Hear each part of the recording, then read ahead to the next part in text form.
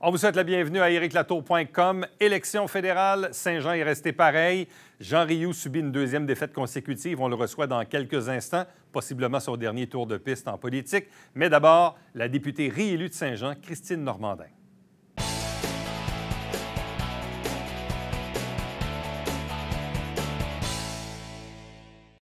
Élection fédérale, lundi soir, au Canada. C'est un quasi-copier-coller, tant au portrait national qu'ici même au Québec et dans le comté de Saint-Jean, où la députée sortante, fraîchement réélue, est avec nous aujourd'hui. Christine Normandin, bonjour, bienvenue et félicitations. Merci beaucoup, M. Latour. Un plaisir de vous retrouver. Surprise du résultat? En fait, je dois vous dire que je ne sais pas encore tout. Parce qu'il reste encore le vote par anticipation à être décompté dans Saint-Jean. Il y en a 22 000, fait que ça peut bouger un peu. J'espérais être réélu, évidemment, mais le terrain était bon dans les dernières journées. Donc ça nous donnait une confiance sans excès, mais quand même des signaux positifs. Donc c'est une surprise, oui, mais pas trop. Bon.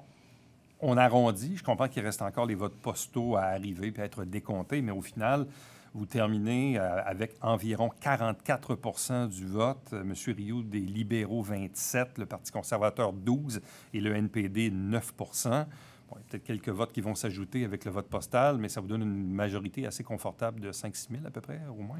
Hein? Oui, mais comme je disais, il reste 22 000 votes à compter parce que le vote par anticipation n'a pas été compilé encore. Ils sont en train de le faire présentement. Là. Donc, il reste encore... Saint-Jean, c'est beaucoup quand même. C'est beaucoup, en fait, considérant qu'on aurait un taux de participation dans l'immédiat, sans compter ces votes-là, de 38 Avec ça, on serait peut-être à 63 Donc, c'est presque la moitié qui reste encore à compter dans les faits. Bon, mais ça ne devrait pas quand même bouger beaucoup les chiffres qu'on a déjà. Là, je pense que la tendance, comme dit la phrase célèbre, va se maintenir. Maintenant, que penser de cette élection? Votre chef l'a un peu résumé hier. Je l'ai vu à la une également des journaux mardi matin. Tout ça pour ça. Quoi en penser? Bien, effectivement, Bon, on nous a beaucoup parlé des 600 millions et plus que ça a coûté cette élection-là, qui ultimement ne sert pas à grand-chose. Je vous dirais que ce qui me met un peu plus en maudit d'avoir déclenché des élections qui finalement aboutissent sur une montagne qui accouche d'une souris, c'est le fait que, bon, on aura suspendu la Chambre à partir du mois de juin, là, on aurait dû recommencer à siéger maintenant, puis quand est-ce qu'on va recommencer à siéger après que les ministres aient été nommés, que le cabinet ait été formé et tout? Peut-être que ce sera juste janvier dans ces eaux-là où on reprendra vraiment du service. C'est surtout le temps un peu perdu, moi, qui me choque pour absolument aucun résultat. Et il n'y avait rien à valider auprès de la population. C'était un peu l'argument de M. Trudeau, dire « je dois avoir un mandat clair, on a beaucoup de choses à faire, il y a des choses qui ont changé ». Soit, mais le Parlement fonctionnait. Donc, ça fait juste confirmer que c'était une élection inutile. Son argument, c'était de dire, quand on m'a élu en 2019, il n'y avait pas de pandémie. Là, il y a une pandémie, il faut sortir de la crise, donc je vais aller me rechercher un mandat. Mais au final, les Canadiens lui disent, le mandat que vous aviez en 2019 faisait la job pour faire ce qu'il y a à faire. Dans le fond, c'est un peu ça qu'on a dit au premier ministre hier, là. Bien, exactement. Et puis la question se poserait par la suite, est-ce qu'à chaque grand changement de situation, on doit dissoudre la Chambre et refaire une élection? Non, si la Chambre fonctionne, puis justement, c'était l'avantage d'une certaine façon de la crise, les partis fonctionnaient quand même pas mal en coalition parce qu'on avait un intérêt commun qui était celui de la population. Il n'y avait pas de réel blocage. C'était peut-être une élection non désirée ou inutile, certains diront, mais au final, c'est ça la démocratie, c'est ça le coût de la démocratie, et aujourd'hui, on a un résultat qui est sensiblement le même, vous allez me dire. Et qu'est-ce que ça va changer à partir de maintenant? Parce que la joute politique, quand même, elle va bouger, elle va changer. Est-ce qu'il y aurait des pressions chez les libéraux pour tasser M. Trudeau? Est-ce qu'il y aurait des pressions chez les conservateurs pour tasser M. O'Toole? Est-ce qu'il y aurait des pressions même au NPD pour peut-être changer? Je ne sais pas. La joute politique risque quand même de changer à partir de maintenant. Bien, fort probablement, ce qui est généralement le cas après une élection, peu importe le style d'élection, là, ces questions-là se posent à savoir quel sera l'avenir des chefs. On entend déjà un petit peu de grenouillage d'un côté comme de l'autre. C'est un peu sans surprise. Je dirais, par exemple, plutôt de façon interne. Pour le Bloc, qu'est-ce que ça peut changer? C'est le style de mandat, la raison pour laquelle on est là qui a peut-être changé. Quand on est arrivé en 2019, on avait un peu l'effet Cendrillon. Les gens ont peut-être voté pour nous pour l'effet de nouveauté, c'était sympathique, le Bloc qui revient à la vie, on a le goût de lui donner une chance. Et 2 ans plus tard, on se retrouve ultimement avec exactement les mêmes élus, Dans les faits, on n'a perdu personne. On en a potentiellement 2 de plus. Moi, ce que ça me passe comme message, c'est les gens ont été satisfaits du travail des bloquistes en place. Et ça vient confirmer que le Bloc n'est pas inutile, que c'est une opposition qui est efficace à Ottawa et surtout un parti de proposition. Donc, il y a ça qui vient peut-être un peu recadrer le message sur le rôle du Bloc, si je le regarde vraiment d'un point de vue personnel. Votre chef souhaitait idéalement avoir une députation d'environ 40 têtes. Au final, comme vous dites, bon, les 32 ont été tous réélus, potentiellement 2 gains qui vont peut-être se confirmer dans les prochains jours dans des luttes un peu plus serrées. Mais vous détenez quand même une certaine forme de balance du pouvoir, parce que là, on a un gouvernement qui n'a pas la majorité, quoi qu'il peut l'obtenir en allant chercher des appuis au NPD, ce qui est souvent la tendance plus naturelle. Comment voyez-vous le Parlement fonctionner? Croyez-vous que le NPD va, disons, aider les libéraux à se maintenir un certain temps? Ça va être ça, ou même avec le Bloc? Ben, Êtes-vous disposé à négocier des trucs avec eux? On l'est toujours. On l'a toujours dit. Quand c'est bon pour le Québec, on vote pour. Puis ça a été la stratégie dans les 2 dernières années. Il n'y a pas vraiment de raison que ça change parce que ça nous a permis de faire des gains. On est toujours une oreille ouverte. Et là-dessus, ben, la dernière fois, c'était à peu près les mêmes chiffres. Le NPD aussi avait la balance du pouvoir. Le Bloc avait la balance du pouvoir. Et le gouvernement pouvait négocier avec l'un comme l'autre. Pensez-vous que les déclarations de François Legault vont nuire dans les relations entre le gouvernement du Québec et du Canada? On a un premier ministre quand même très populaire au Québec qui dit « Moi, je veux un gouvernement conservateur minoritaire. » Parce qu'il dit que les conservateurs ont une plateforme moins invasive au niveau des transferts en santé, notamment. Puis de l'autre côté, s'ils sont minoritaires, bien, il y a le Bloc qui balance de l'autre bord. C'est à peu près ça que François Legault a dit. Sauf que là, finalement, c'est les libéraux qui sont au pouvoir. Ils sont minoritaires, mais ils sont au pouvoir quand même. Pensez-vous que les déclarations de M. Legault vont nuire aux relations du Québec? J'aurais pas tendance à penser ça. On l'a vu par le passé, des périodes de mamour un peu entre les 2 premiers ministres, suivies de déclarations de M. Legault qui étaient peut-être un peu moins favorables à l'encontre des libéraux. Le message que je retiens surtout de ça, c'est mêlez-vous de vos affaires. Arrêtez de jouer dans les champs de compétences. Et ça, ce n'est pas nouveau. Et c'est aussi le message que le Bloc a porté là-dessus.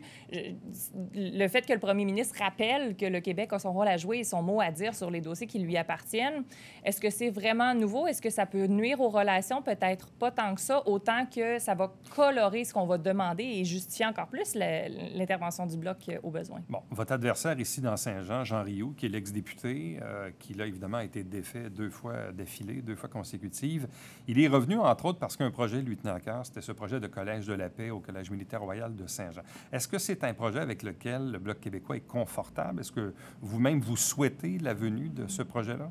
Mais je pense qu'il y aura des belles discussions à y avoir là-dessus. Et si, d'une certaine façon, on peut y contribuer, parce que je sentais peut-être du côté de M. Rioux qui avait un intérêt à poursuivre le projet, peut-être qu'il y aura un rôle même à jouer si jamais quelque chose comme ça se développe dans le futur. Tout ce qui amène de la visibilité à Saint-Jean, des emplois à Saint-Jean, de la formation en français à Saint-Jean, c'est sûr que je vais être d'accord. C'est une belle opportunité économique de façon générale aussi. Donc, si on peut avoir une collaboration entre adversaires, parce que je nous considère comme tels et pas des ennemis, je verrais même ça d'un bon œil. Mais vous seriez favorable à ce projet-là? Oui, de façon générale. Et la dernière élection, ça avait été suggéré aussi, puis je voyais absolument rien de négatif dans le genre de projet. Bon. Quels sont les dossiers que vous souhaitez voir avancer pour le bénéfice du comté de Saint-Jean? Parce que certains vont dire, entre autres peut-être les gens émanant de la communauté d'affaires, bon, bien là, oui, le Bloc, c'est bien le fun, mais là, on est encore dans l'opposition. On n'est pas au gouvernement. On ne peut pas militer comme un député de gouvernement peut le faire. Bref, comment pouvez-vous dire aux gens d'affaires, entre autres, mais aux intervenants du milieu, que Christine Normandin va faire avancer les dossiers du comté de Saint-Jean? Mais je vous dirais qu'il y aura probablement 2 phases à mon début de mandat. Le premier, c'est de vraiment reprendre les dossiers plus individuels, qui ont été plus mis sur la glace pendant l'élection, notamment parce que les fonctionnaires nous disaient, bon, on donne moins de soutien aux députés sortants pendant une élection. Donc, dans le très, très, très immédiat, ce sera des dossiers individuels, mais ça peut être individuel au niveau des entreprises, là, au niveau des prestations qui n'auront pas été reçues. Une fois qu'on tombera plus dans le politique, je l'ai nommé à plusieurs reprises, l'aspect touristique de Saint-Jean. Saint-Jean qui est dans la Montérégie, qui est le 4e pôle en importance au niveau du tourisme au Québec. Il y a encore beaucoup de projets à soutenir. Quand je pense à Allô-Richelieu, dont il y a des phases qui sont encore en développement, quand je pense aux petites municipalités comme Sainte-Brigitte qui a son rodéo, Saint-Valentin qui a son festival, qui ont besoin de soutien aussi, le tourisme est un aspect économique non négligeable de la région et ça, c'est un des aspects sur lesquels je souhaite évidemment mettre l'accent. Autrement, ce sera des projets plus macro parce qu'on reste quand même encore en pénurie de main-d'œuvre, en pandémie. Et là, c'est un travail qui ne se fait pas uniquement à l'échelle de Saint-Jean, mais à l'échelle nationale sur laquelle je vais travailler. Vous risquez également d'être sollicité peut-être dans la prochaine année, après les élections municipales, parce que peu importe le parti qui va gagner l'élection, il y a des besoins de projets d'infrastructures sportives qui vont nécessiter des subventions fédérales et provinciales. Donc, est-ce que là aussi, vous serez bien sûr au rendez-vous quand le maire ou la mairesse va cogner à votre porte pour aller chercher de l'aide au fédéral?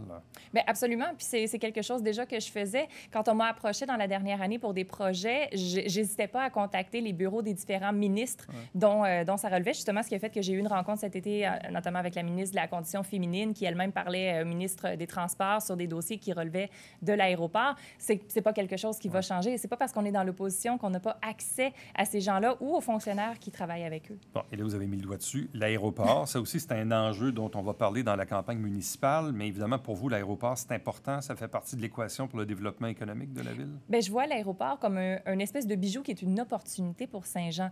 Reste que c'est évidemment la municipalité qui décidera qu'est-ce qu'elle veut en faire, parce que c'est de propriété municipale, mais dans l'intervalle, d'ici, est-ce qu'on est justement un conseil municipal qui soit formé le 7 novembre et qu'il décide des projets d'infrastructure qu'ils veulent mettre en place. Je veux m'assurer qu'on ait tous les outils, qu'ils aient vraiment tout à leur disposition pour faire marcher n'importe quel projet, notamment tout ce qui pourrait nécessiter le maintien de la tour de contrôle. J'en ai parlé à quelques reprises. On a travaillé sur ce dossier-là pendant l'année pour s'assurer qu'elle ne ferme pas. Finalement, ça a été mis sur la glace. Ce n'est pas sur le long terme qu'on a une garantie de maintien de la tour. Donc ça, ce sera quelque chose sur lequel je continuerai à travailler. Mais tout ce qui nécessitera de l'injection de nouvel argent au niveau des infrastructures, nous, on le dit souvent, quand il y a de l'argent pour lequel le Québec a déjà envoyé sa part en impôts, il n'y a pas de raison que ça ne revienne pas, et surtout sans condition. Et c'est au niveau des infrastructures, c'est la même chose. En terminant, êtes-vous soulagé d'être réélu? Oui, mais pour le bien de votre équipe, parce qu'on vous sentait fébrile, non pas pour vous-même, mais pour votre équipe que vous aimez bien, avec entre autres l'ex-député provincial Dave Turcotte, mais les autres collègues également du bureau. J'aime pas mon équipe bien, j'aime mon équipe beaucoup, je l'aime d'amour. Et oui, c'était en fait plus que pour moi-même, c'était pour mon équipe que je souhaitais être réélue parce qu'elle fait un travail formidable et je sais que la population lui en est redevable et je suis contente qu'il puisse continuer à faire le travail qui avait été entamé, un peu mis de côté à cause de la pandémie sur certains aspects, mais il y a encore beaucoup de choses à faire. Puis je suis contente qu'il puisse reprendre le bâton du pèlerin avec nous. Saint-Jean n'en sera que mieux servi. Christine Normandin, merci beaucoup. Félicitations encore une fois. Bonne chance. Toujours un plaisir. Restez avec nous, puisqu'au retour, on reçoit l'ex-député, justement l'adversaire de Madame Jean Rio, qui est avec nous après ceci.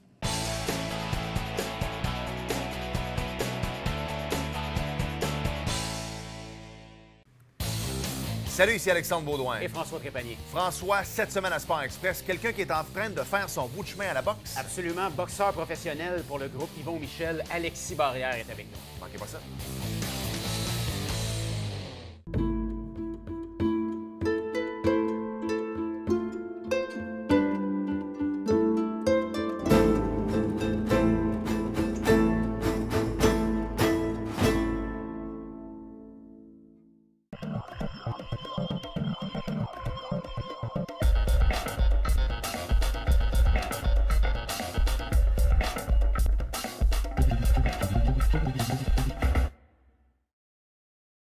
Mesdames et messieurs, bon matin et bienvenue à votre télébingo sur les ondes de télévision du Haut-Richelieu. Vous aimeriez jouer au bingo dans le confort de votre foyer?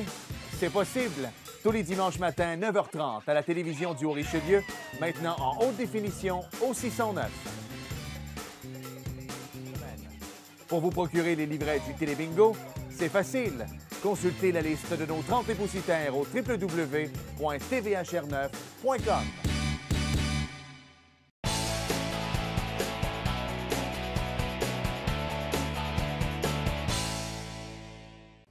Les élections fédérales de lundi soir nous ont donné un quasi copier-coller de la dernière élection avec à peu près le même nombre de sièges pour les différentes formations.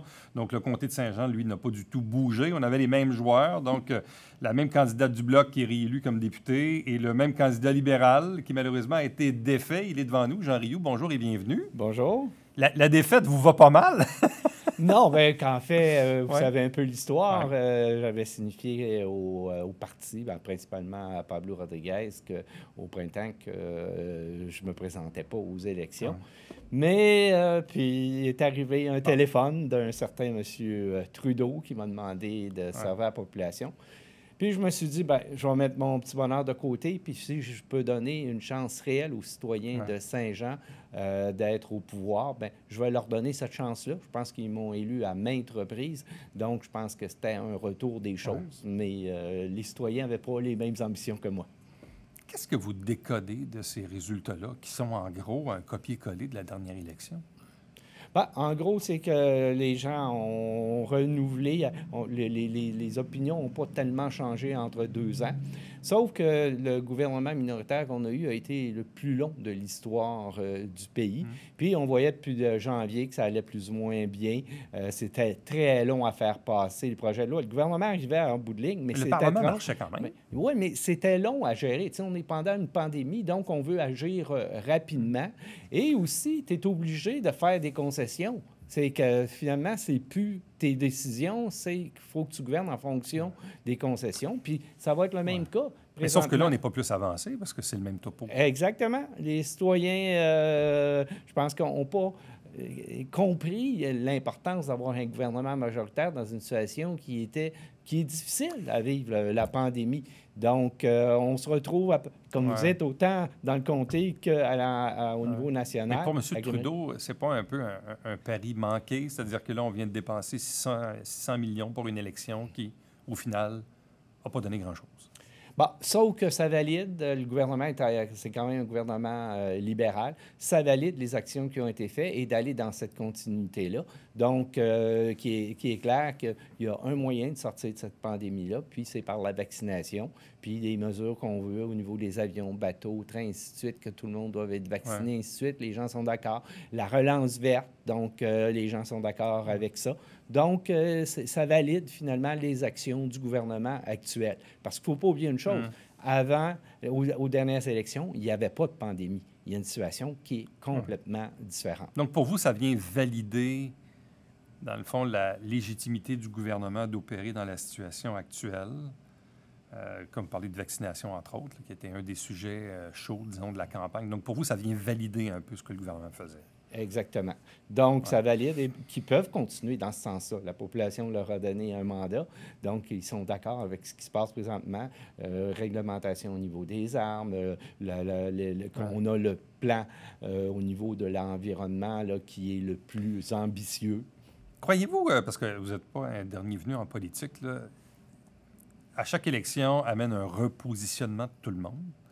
Donc, visiblement, si les conservateurs pensent un jour gérer le pays, il va falloir qu'ils soient plus au centre.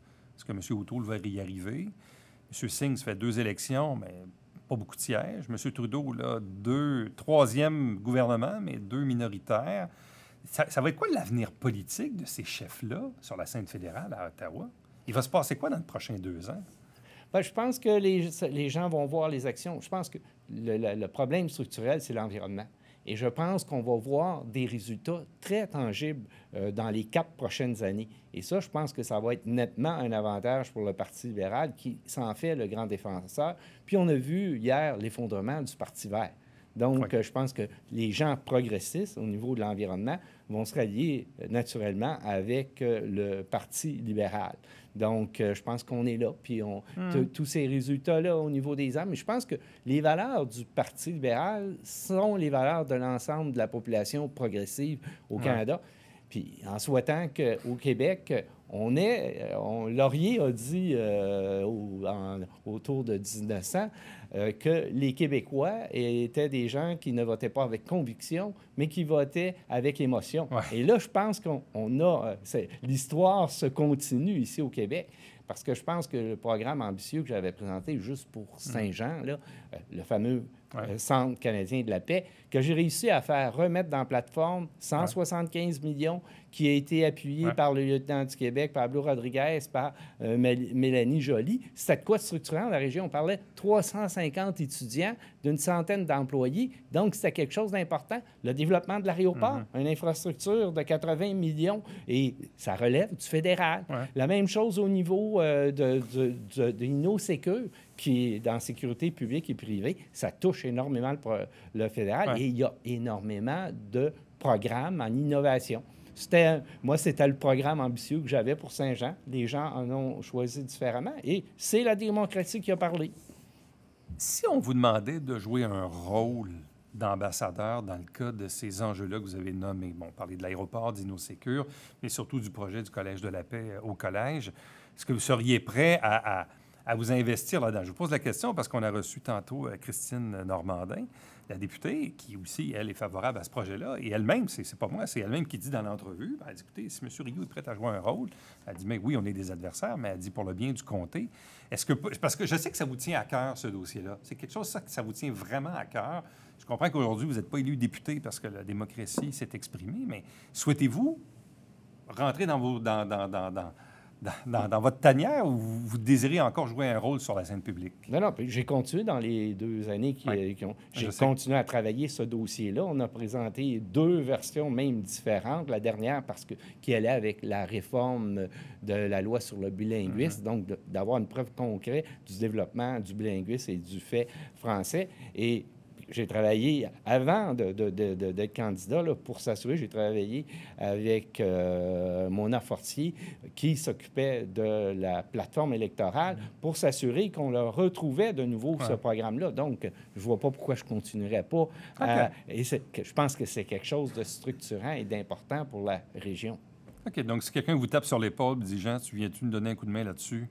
Je suis là, effectivement. Puis je pense que je vais avoir mon acolyte du projet, Gilles Perrault, aussi, qui marque autant d'intérêt. Bon. Vous avez été conseiller municipal, maire d'Iberville, conseiller de la grande ville fusionnée là, dans la partie juste avant, évidemment, la conclusion de la fusion. Vous avez été député d'Iberville, député fédéral donc à Ottawa. Donc, vous avez fait, disons, un bon tour de piste. Puis vous nous avez dit la dernière fois que la mairie de Saint-Jean ne vous intéressait pas, à tout le monde, en tout cas pour cette élection-ci. Est-ce que la carrière politique de Jean Rioux est terminée? Oh oui, bien, je pensais qu'elle l'était il y a 2 ans, mais il y a eu un appel que je ne pouvais pas refuser. Là. Non, à un moment donné, j'ai toujours aimé dans la vie faire des choses différentes. Et j'ai eu, je pense, ce privilège-là. J'ai enseigné, j'ai fait de la politique, j'ai été juge administratif à la commission municipale du Québec. Et là, j'ai un projet qui est emballant avec un de mes fils. Et ça, c'est ce qui me passionne présentement. Je pense que la vie, il faut que ça soit une aventure puis qu'on puisse faire différentes choses. J'aurais pas pu, dans mon cas, exemple, enseigner pendant 35 ans. Je pense pas que c'est quelque chose... Ça faisait pas partie de mon plan de carrière. J'aime de relever toujours de nouveaux défis et c'est ce qui fait que la vie est passionnante. Vous êtes encore un jeune homme? Bien, je le pense. Pas trop vieux. En tout cas, j'ai le cœur qui... Dans ma tête, je suis encore très jeune, mais puis la santé est très bonne. C'est que de ce côté-là, je pense que j'ai encore beaucoup de belles années à profiter de la vie. Est-ce que c'était un peu ça, le parcours de Jean Rioux, c'est-à-dire d'avoir fait un paquet d'affaires allant de la politique, oui, fédérale, provinciale, municipale, de s'être impliqué dans des projets, d'avoir été juge administratif, comme l'avez dit tantôt, enseignant à Marcelin-Champagnat. Est-ce que pour vous, c'est ça? C'est-à-dire que vous ne vous seriez pas vu à faire la même affaire pendant 40 ans? Non, ça ne faisait pas partie de ma vision. Puis j'aime aussi faire des projets et avoir des résultats. Parce qu'il y en a plusieurs que j'ai fait, même en dehors de la politique. L'incubateur de Iberville. J'ai commencé comme maire, mais c'est un projet que j'ai fini à titre privé. On avait ramassé, les citoyens s'étaient impliqués, on avait rencontré des industriels. Et je pense que ça a permis au début le démarrage d'entreprises. Aujourd'hui, on appellerait ça des start-up. Puis aujourd'hui, bien, c'est encore là. Quand on regarde le H4 à l'aéroport, je pense, il me semble que c'est ça, c'est le H4. Le H4 Exactement. C'en est un des startups. C'est des choses comme ça. Quand j'ai pris le dossier de Trinity Church, c'est un dossier qui me tenait à cœur.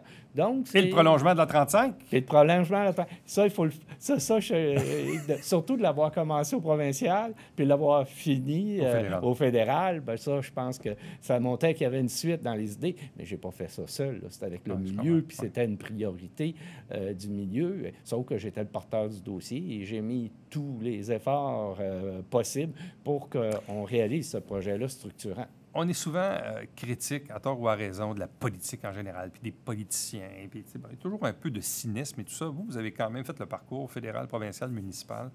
Qu'est-ce que vous retenez du service public, de l'utilité de participer à la démocratie, d'être un élu au sens de la population? Qu'est-ce que vous retenez de ça? Bon, comme élu, on a comme deux rôles. Un, d'être...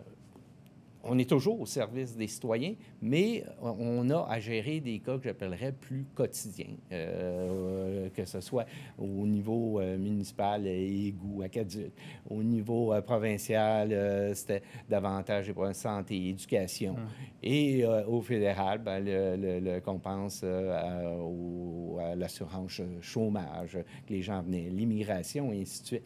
Ça, c'est le premier rôle. Il y a un deuxième rôle qui est d'être développeur. Tu sais, de soutenir les gens qui ont des projets dans la région, puis qui vont changer la région, parce que j'ai toujours dit, si on veut avoir des mesures sociales, bien, il faut qu'économiquement, ça aille bien. Que quand on développe l'économie, bien, on assure davantage le bien-être de l'ensemble de la population. Puis des projets comme InnoSecure, l'aéroport, je reviens au Centre canadien de la paix, bien, ça en est des programmes structurants pour qui développent économiquement une région. Dernière question. C'est pas la même que la dernière fois. Parce que la dernière fois, je vous demandais si vous allez faire un tour à la mairie de Saint-Jean. Vous m'avez dit non.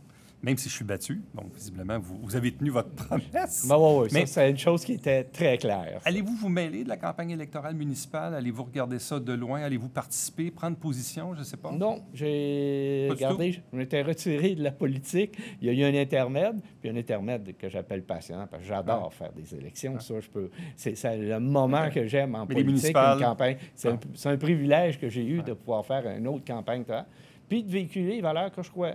Je crois au fédéralisme, puis je l'ai amené. Moi, je pense que le fédéralisme, c'est la plus belle police d'assurance qu'on n'a pas. On l'a vu, grâce au poids du Canada, on est le pays le plus vacciné. Le français est assuré par un rayonnement à l'extérieur du Canada, 2,8 millions de francophones. Les paiements, la péréquation, 14 milliards qu'on reçoit des provinces riches. Puis on pourrait en ajouter, quand l'armée vient ici, on est heureux. On a réussi à sauver la gestion de l'offre par le poids. Je ne pense pas qu'à 8 millions, le Québec aurait pu sauver la gestion de l'offre. Donc, c'est ce que je crois. Et ça, il y a des gens qui m'ont approché pour rencontrer des groupes. Bien, ça, c'est probablement quelque chose qui va me faire plaisir parce que je suis un fédéraliste. Mais, puis ce que je dis souvent, je suis un fier Québécois, puis défendre les intérêts de ma nation, c'est ma manière d'être Canadien. Jean Rioux, merci beaucoup. Merci beaucoup. Bonne chance pour la suite. Merci beaucoup. Restez avec nous. Au retour, le mot de la fin.